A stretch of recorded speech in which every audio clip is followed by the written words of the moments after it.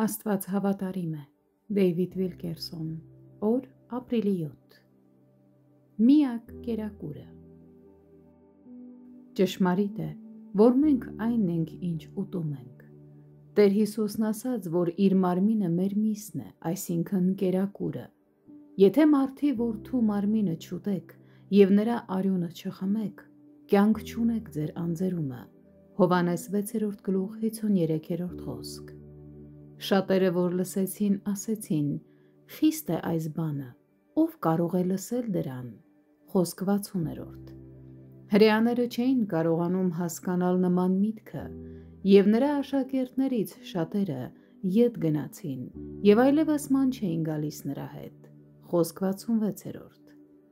Եթե Տիրոջ այս կերակուրը տեղափոխենք միայն հաղորդության սեղան, չենք հասկանա, թե ինչ նկատի ուներ Տեր Հիսուսը դրանով։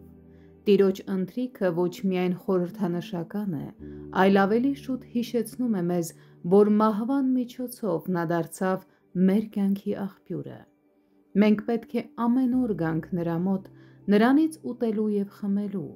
Որքան շատ ենք ուտում նրանից, այնքան ավելի շատ է հոգևոր կյանքը դրսևորվում մեր մեջ։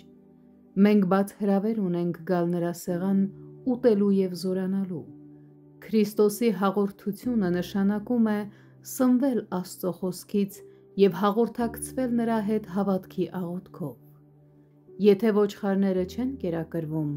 նրանք հյուծվում, թուլանում և դառնում են հեշտ զոհ թշնամու համար։ Այնուամենայնիվ, Աստված ճանապարհ է տվել իր զավակներից յուրաքանչյուրին զորանալու և թշնամուն դիմակայելու համար։ Այս զորությունը գալիս է երկնքից ուղարկված Աստծո հացն ուտելուց։ Նրանից է կախված մեր հոգևոր առողջությունն ու ուժը։ Այսօր ես տեսնում եմ մի մնացորդային ծառայություն, որը բաղկացած է ծառաներից և աղախիններից, ովքեր օծվել են գալով Քրիստոսի լիության մեջ։ Նրանք կյանքի այլ աղբյուր չունեն, բացի Տիրոջից։ Նրանք փայլում են կյանքով, քանի որ շատ հաճախ են լինում Տիրոջ ներկայության մեջ։ Տեր Հիսուսն այնքան սերտ միության մեջ էր Հոր հետ, այնքան էր ցանկանում կատարել միայն նրա կամքը, որ Հոր խոսքերը նրա համար կերակուր և խմիչք էին։ Նա ամեն օր սնվում էր լսելով և տեսնելով, թե ինչ էր կամենում Հայրը, և դա նրա հետ շատ ժամանակ անցկացնելու արդյունքն էր։ Նույնը պետք է մենք անենք։